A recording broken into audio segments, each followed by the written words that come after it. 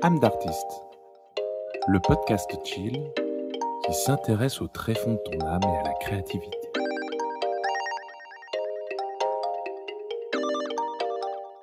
Miaou tout le monde et bienvenue sur Âme d'artiste, le podcast qui creuse les tréfonds de l'âme et de la créativité. Je suis Mehdi Vernizio, plus connu sous le pseudonyme de Lutte Ostinato, et je suis illustrateur depuis plusieurs années, ainsi que créateur de contenu en général. Mon dada à moi, c'est l'écoute et le partage, la création comme moyen d'expression et de libération. C'est pour cela qu'avec Âme d'artiste, je veux autant parler de la créativité dans son ensemble que de la personne qui tient le crayon, car, contrairement à ce que l'on pense, illustrateur n'est pas toujours un métier passion. Et juste avant de commencer ce nouvel épisode, une petite page de publicité. Connaissez-vous Patreon ? Non ? Eh bien laissez-moi vous présenter une plateforme bien utile pour vous et les créatrices. Utile en quoi, vous allez me dire ? Eh bien dans le fait tout simplement que Patreon se veut la plateforme pour aider les créateurs et créatrices à tenir le cap dans la voie de la création de contenu. Grâce à Patreon, vous, chers auditeurs et auditrices, oui, vous pouvez soutenir les créatrices que vous aimez comme de véritables mécènes. Et nous, les créateurs et créatrices, en contrepartie, cela nous permet d'assurer la bonne vie de notre contenu, mais nous pouvons vous offrir également des contreparties exclusives que vous ne trouverez nulle part ailleurs. Des illustrations inédites, des vidéos exclusives, des audios plus personnels, les possibilités sont infinies. Donc si jamais vous souhaitez me soutenir, sachez que ma page Patreon est disponible dans la description de cet épisode ou sur mon compte Instagram. Les contributions sont de 2, 5 et 10 € et vous permettent d'accéder en avance aux épisodes du podcast, tout en me permettant d'avoir un peu d'argent de poche pour le podcast. Pas mal, non ? Et nous voilà donc de retour dans Âme d'artiste. Je vous laisse avec l'écoute de ce nouvel épisode, les amis. Bonne écoute à vous.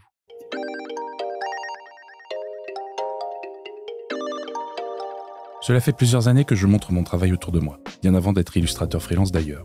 J'ai commencé au lycée quand nous avons eu à la maison notre premier ordinateur. C'était une révolution. Désormais, je pouvais le soir me connecter avec des personnes qui ont les mêmes hobbies et les mêmes délires que moi. Tout ça grâce au forum. Et sur ces forums, je postais régulièrement mes dessins pour montrer ma fierté de mes créations, mais aussi pour avoir des retours constructifs et continuer par la suite à m'améliorer. C'était vraiment une période incroyable, j'avais faim de tout en termes de création. Je brûlais parfois les étapes, certes, mais le monde qui s'ouvrait à moi grâce à mes crayons me filait des frissons d'excitation. Par la suite, j'ai fait mes études, et en parallèle de ma petite vie banale sur Internet, commençais à grossir des sites comme Facebook et Instagram. Et en 2014, lorsque j'ai rejoint les ateliers préparatoires de l'EPSA, c'était désormais normal et acquis de passer du temps sur ces sites qui, entre-temps, étaient devenus des applications sur notre smartphone. C'était the place to be. C'est ainsi que votre modeste compteur commençait à s'imaginer grand artiste influenceur, postant régulièrement ses créations, ses avancées dans l'école et sa progression. Le tout pour quelques likes de mes proches. J'avais même ouvert une chaîne YouTube après mes années d'études supérieures. J'ai commencé à gagner de plus en plus de followers, à tel point qu'aujourd'hui, j'ai la belle somme de 881 abonnés sur Instagram. J'ai abandonné Facebook, mais je tente désormais de conquérir LinkedIn, et je caresse doucement le rêve de reprendre YouTube. Mais j'avais un problème désormais. Les likes et les abonnements prenaient de l'importance pour moi. Après tout, c'est un moyen, somme toute efficace, de voir si ce que nous faisons plaît. Puis tout bêtement, ou plutôt devrais-je dire humainement pour le bon mot, c'est un moyen de se rassurer et de se sentir apprécié. Entre-temps, je suis devenu illustrateur freelance. Et ça fait maintenant 4 ans que je dessine plus seulement pour moi, mais aussi pour les autres qui en ont besoin. Et depuis 4 ans, je peux fièrement dire que je gagne ma croûte avec Petit Mickey, une belle aventure pour l'adolescent seul de 2007-2008. Depuis, les réseaux sociaux ne sont plus seulement un lieu pour tenter de montrer l'importance de ma vie quotidienne à mes proches, c'est aussi un outil qui me permet de mettre en avant mon travail et de potentiellement décrocher quelques contrats, ou bien simplement d'agrandir mon réseau d'une autre manière. Le tout en fidélisant un public. Les likes et les commentaires montent alors d'un cran supérieur dans la hiérarchie d'importance que je porte à cet outil. Mais voilà, je reste humain, je me compare, je me questionne, et lorsque je regarde mes 881 abonnés et que je les compare au peu de commentaires et de likes par rapport à ce même nombre d'abonnés, eh bien j'ai l'impression que finalement, c'est pas forcément très équitable. J'ai l'impression de cracher dans la soupe en disant ça, mais ne vous méprenez pas, je suis content de chaque like, commentaire et partage aussi peu soit-il. Et je remercie au passage toutes celles et ceux qui prennent le temps de liker, de mettre un petit message sympa et de faire tourner autour d'eux, c'est toujours hyper touchant.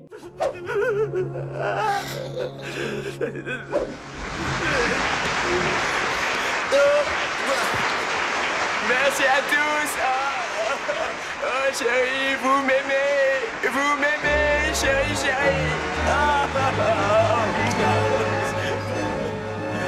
Mais voilà, comme je le disais, les réseaux sociaux aujourd'hui pour un artiste sont devenus des outils à part entière pour faire grossir son audimat, créer du lien et tout bêtement se motiver à créer. Car il faut tenir une certaine cadence pour rester visible. Je vais être franc du coup, mais j'ai l'impression de stagner. Que finalement sur les 881 abonnés, seule une partie reste active sur mon contenu. Et que lorsque je partage un contenu, je pourrais avoir bien plus de retours, bien plus de partages, et que ça grossisse un peu plus ma street cred. Pourtant, mes podcasts n'ont que peu d'écoute malgré mes rappels quant à la sortie d'un épisode. Mes illustrations dans les beaux jours frôlent les 90 likes, et j'ai que 3 ou 4 commentaires en dessous d'eux. Certains, et ils ont raison, se diraient que c'est déjà bien et qu'il ne faut pas non plus cracher encore une fois dans la soupe. Cependant, en tant que créateur de contenu et illustrateur, j'ai envie d'en avoir plus. Peut-être pour me rassurer, me dire que je suis sur la bonne voie et tout bêtement aussi pour que cet outil me serve vraiment à quelque chose, professionnellement parlant. Pourtant, cette pensée tourne autour de moi. Il y a un truc qui cloche, mais quoi ? Est-ce que c'est moi qui fais mal les choses et qui n'est pas sur le bon terrain pour prospérer ? Est-ce que ce ne serait pas la faute des réseaux sociaux et de leur omniprésence ? Ou bien encore, est-ce que nous sommes pas trop passifs sur les réseaux sociaux ? Peut-être même les trois à la fois, va savoir. Mais du coup, qu'est-ce que je peux faire ? Créer du lien et être présent. Juste avant de commencer cette partie, je tiens à vous prévenir que ce que je développe et pense durant cet épisode sont des pensées purement professionnelles. Et même si l'humain et ses peurs n'est pas loin derrière, j'essaye le plus possible de garder une objectivité en gardant en vue mes objectifs pro et pas seulement en laissant parler mes peurs. Bien, continuons. Déjà, avant de tomber dans la facilité de dire que c'est la faute des autres, balayons devant notre porte. Comment j'utilise les réseaux sociaux aujourd'hui ? J'en parle comme d'un outil, mais peut-être que je ne l'utilise pas correctement. Personnellement, je suis assez peu régulier sur les réseaux sociaux. On a peut-être déjà là une piste quant à cette impression de stagner sur Instagram. La régularité jouant énormément sur la réussite et le fait de percer sur Internet. Poster régulièrement, c'est créer un rendez-vous avec notre communauté, c'est s'assurer également tout bêtement que vous arriverez dans le fil d'actualité de ces derniers et dernières, mais également tout bêtement auprès du dieu algorithme. Et oui, l'algorithme. On a beau dire, mais j'ai l'impression qu'avant de plaire au plus de gens possible, il faut plaire à l'algorithme. Si on est là régulièrement, l'algorithme est content et il nous met plus facilement en avant. Sinon, c'est comme si nous étions invisibles. Quand je regarde comme ça, on me voit. Si je regarde comme ça, on me voit plus. On me voit, on me voit plus. On me voit, on me voit plus. On me voit plus, on me voit. Super. On me voit plus. On me voit plus, on me voit. On me voit, on me voit plus. On me voit un peu, on me voit plus. On me voit. Dit comme ça, matraquer notre présence pourrait ressembler à du forcing. En tout cas, c'est l'impression que je peux avoir quand je dois poster 3 fois par semaine sur Instagram une simple story pour faire la pub de l'émission. Pourtant, il n'en est rien, car c'est juste comme ça que ça marche au vu du nombre d'informations visuelles et sonores que nous avons autour de nous, rien qu'en scrollant quelques minutes sur nos réseaux sociaux. Du coup, si je veux sortir de la masse, autant s'assurer d'être déjà dedans. Ça passe par la régularité. C'est encore un domaine sur lequel je travaille. Et c'est mine de rien pas si facile, mais avec un peu d'organisation, un bon calendrier éditorial et quelques rappels sur mon téléphone, je m'en sors plutôt bien. Mais la régularité et l'algorithme ne font pas tout. Il faut proposer quelque chose qui touche les gens, comme ce que j'essaye de faire avec âme d'artiste, mais aussi avec mes illustrations. Ce que cherchent les gens, je pense, c'est une connexion avec nous, que nos images leur parlent. Si c'est seulement joli, ça va les impressionner quelque temps, mais ça ne marquera pas forcément l'histoire, et on finira par nous oublier. Lorsque vous entendez parler d'un artiste inconnu, si vous n'êtes pas touché par un détail ou par le message qu'il véhicule, le soir même vous l'aurez viré de votre mémoire à court terme. Alors que lorsque l'on parle de Niki de Saint-Phalle par exemple, plein d'images vous sautent aux yeux et vous avez même l'impression que vous pourriez dire à quel moment de votre vie vous l'avez découverte. Elle s'est rangée dans votre mémoire à long terme. La chose qui change tout, c'est l'impact et le lien émotionnel que l'on crée avec les œuvres, leurs autrices et leurs messages. C'est pour cela que j'ai décidé d'arrêter d'être seulement un prouveur de la technique dans mes illustrations, car je comprends enfin, après 16 ans de dessin tout de même, que ce qui compte au fond, c'est l'émotion et le kiff de créer. C'est la raison pour laquelle je m'autorise tout sur les pochettes d'âme d'artiste. Les dernières étaient des digital painting poussés, mais les précédentes étaient dans un style plutôt cartoon ou encore en ligne claire. Les futures pochettes seront peut-être d'un autre style encore, je m'autorise l'expérimentation avec cet exercice. L'important, c'est que lorsque l'on voit la pochette, on ressente un truc, une émotion. Que cette émotion soit en rapport avec le thème de l'épisode. Le reste, c'est que du kiff. D'où le fait que je change de style régulièrement. Je fais au gré de ce qui me drive. Mais là encore, cela peut être dangereux de proposer plusieurs styles sur les réseaux sociaux. J'en avais déjà parlé dans le tout premier épisode d'Âme d'artiste sur la quête du style, c'est parfois mal vu d'avoir plusieurs univers. Les gens peuvent soit se perdre, soit avoir l'impression que l'on ne se fixe pas sur un univers précis, mais là encore personnellement, je pense que c'est juste une question de goût et qu'il n'y a pas de recette miracle. En marketing, on dit « If you want to sell apples, show apples ». Si vous, votre truc, c'est plutôt les salades de fruits que les pommes, alors dans ce cas-là, montrez des salades de fruits. Car perso, je ne me vois pas dessiner dans le même style toute ma vie. J'ai envie de juste kiffer ce que je produis pour aller plus loin. Sinon, ça devient l'usine quelque part. Le même style, c'est le même geste, la même sensation, et je trouve ça un peu rébarbatif. Bien que je n'ai aucun souci avec les personnes qui n'ont qu'un seul style, attention. Là encore, ce n'est que ma take sur le sujet et ma manière de kiffer la création. Je vous laisse vous faire votre propre avis en écoutant ou réécoutant cet épisode qui date maintenant un petit peu. Bon, admettons, maintenant je gagne en régularité sur mes réseaux. J'arrive à toucher les gens et c'est super. Mais comment aller plus loin? Comment s'assurer que les gens vont toucher au bouton like, écrire un petit retour et enfin le Saint Graal partager autour d'eux? Je pourrais vous faire un paragraphe façon influenceur en développement personnel, mais je crois qu'il n'y a pas de recette miracle. Je pense que c'est autant une question de qualité de contenu que de régularité. Mais aussi tout bêtement d'être là au bon moment. De poster une image ou un épisode de podcast qui va tout changer. Parce que vous avez peut-être utilisé telle technique narrative, tel outil de peinture, ou bien que vous osez enfin parler de tel sujet, tout est possible. Parce que, je ne sais pas moi, vous avez employé telle technique narrative, tel outil de peinture, ou vous osez enfin parler de tel sujet, bref, tout est possible.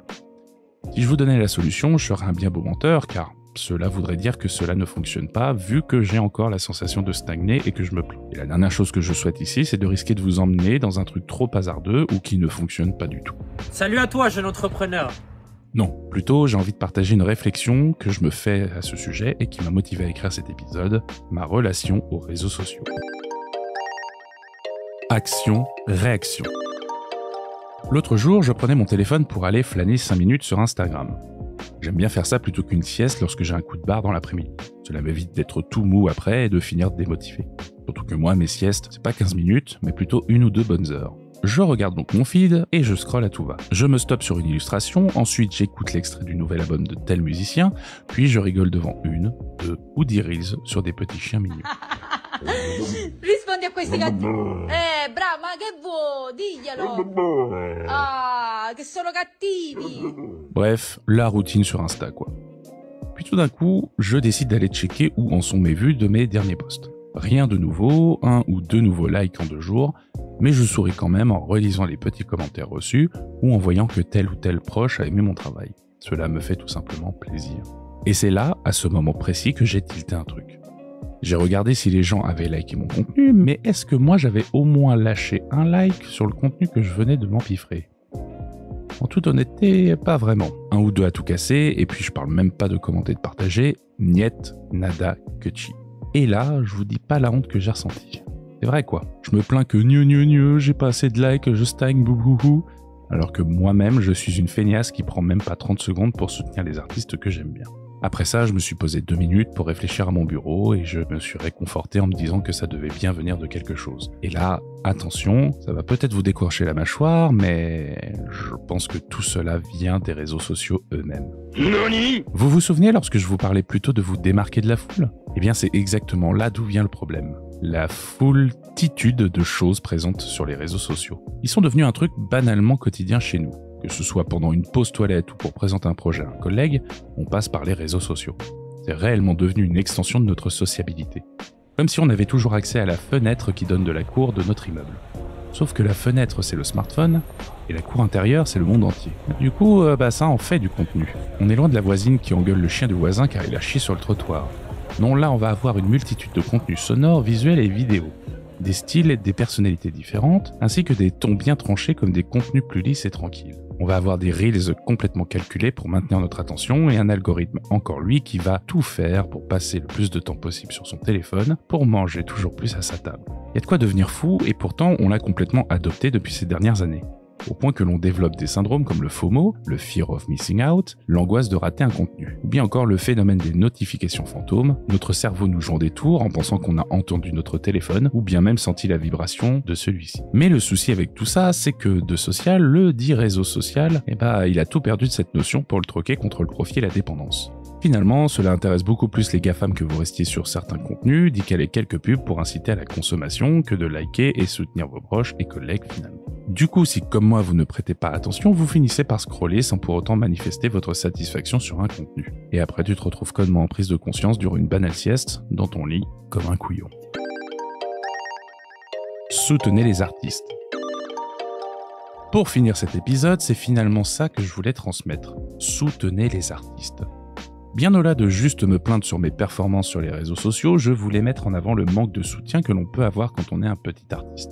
Évidemment, je n'avais pas envie de vous accuser de quoi que ce soit, ni même de vous conspuer, car vous faites partie comme moi de la majorité silencieuse de vos créatrices préférées. Après tout, même sur le web, on peut être extraverti ou introverti, comme certains s'autorisent à être de véritables trous de pardon, je m'emporte, j'ai eu subitement des relents de Twitter. Ce que je voulais finalement, c'était sensibiliser sur le fait que chaque action, même minime, permet à un artiste de se sentir soutenu et motivé à faire ce qu'il aime. C'est d'ailleurs pour ça que désormais, il est classique d'entendre les créateurs et créatrices faire des call to action, littéralement des appels à l'action, pour tenter de ramener dans le côté proactif les personnes consommant leur contenu, sans faire plus de choses ensuite. Tout ça parce qu'il faut bien faire du chiffre, mais ça c'est la manière pro de voir les choses. Mais aussi, finalement, pour s'assurer que la communauté est vivante, interagit entre elles et se manifeste sur tel ou tel sujet abordé par le créateur ou la créatrice. Après, évidemment, tout à chacun est libre de consommer son contenu comme il le souhaite. Simplement, je trouve qu'un monde où les regardeurs et regardeuses s'autorisent à échanger avec leurs créatrices est plus sympa à une époque où les interactivités avec autrui est possible depuis un simple smartphone dans votre poche. Finalement, est-ce que regarder du contenu sans interactivité derrière ne serait pas un vieux réflexe de nous devant la télé? Vous savez, un peu comme à cette époque de TF1 là. À la base, le métier de TF1, c'est d'aider Coca-Cola par exemple à vendre son produit. Or, pour qu'un message publicitaire soit perçu, il faut que le cerveau du téléspectateur soit disponible. Nos émissions ont pour vocation de le rendre disponible, c'est-à-dire de le divertir, de le détendre, pour le préparer entre deux messages. Ce que nous vendons à Coca-Cola, c'est du temps de cerveau humain disponible. En gros, vous souhaitez simplement rester consommateur ou bien vous souhaitez interagir avec autrui? La question se pose. Interagissez donc avec vos artistes préférés et même avec ceux que vous découvrez. Cliquez sur le cœur, rédigez un petit mot doux et faites-en part à vos proches. Oui, je change la formulation car j'ai l'impression de bien trop répéter les mentions liker, commenter, partager et j'en ai un peu plein la tête. Car en plus de soutenir un artiste, finalement vous ramenez du social au réseau. Et plutôt qu'un fil d'actualité, vous verrez votre application préférée comme une porte ouverte sur un immense salon plein de gens avec qui échanger. Perso, c'est ce que je vais essayer de faire, renouer avec le social. Si je me focalise sur le fait de créer du lien en étant proactif, en disant à tel artiste bien joué pour ta dernière illustration et en faisant tourner aux copains en mode hey, t'as vu le taf de Michel, c'est trop cool, eh bien j'œuvre moi-même à ce que je veux obtenir. Du contact avec la communauté, que ce soit la mienne ou celle des autres, voire des artistes que j'admire eux-mêmes. Et tout bêtement, ça me permet de me sentir finalement légitime à devenir plus populaire et dans mes call to action. Et finalement, à grandir. En faisant ça, je participe moi aussi à la popularité d'autrui tout en remerciant et félicitant leur travail, et qui sait, peut-être que cet artiste discutera quelques minutes avec moi, partagera ce que je fais car il découvre mon travail et l'aime bien également, et même si cela n'arrive pas, c'est pas grave, car finalement, cela lui donnera quand même un coup de main, ce qui finalement est le plus important pour moi. Donc ouais, je vais finir par un call to action, mais ça conclura parfaitement cet épisode. Likez, commentez et partagez. Allez, ciao tout le monde. Et voilà, c'était votre nouvel épisode d'âme d'artiste. J'espère que cet épisode vous a plu. Si c'est le cas, je vous laisse montrer tout votre soutien en likant cet épisode, mais aussi en le commentant sur les plateformes qui le permettent, mais surtout en partageant en masse autour de vous via vos réseaux sociaux préférés. C'est un coup de pouce énorme qui prend que quelques secondes et ça fait du bien au podcast, donc n'hésitez pas et partagez en masse autour de vous. Et si jamais vous voulez vous tenir au courant des prochains épisodes et de l'actualité du podcast, je vous laisse me rejoindre sur Instagram via âme-d'artiste-podcast. Ah, et puis si jamais vous désirez suivre mon travail d'illustrateur, alors je vous invite à vous abonner sur ce compte-ci, lutte-ostinato. J'ai hâte de vous y retrouver et de partager plein de choses avec vous. Merci à Jérémy Kleiss de m'avoir donné l'élan nécessaire à la création de ce podcast. Merci également à Laurent Bazar pour le générique de l'émission qui déchire. Et surtout, merci à vous de me suivre et de m'écouter, ça fait chaud au cœur. Sur ce, je vous dis à la prochaine fois pour un nouvel épisode d'Âme d'artiste, le podcast qui creuse les tréfonds de l'âme et de la créativité. La bise!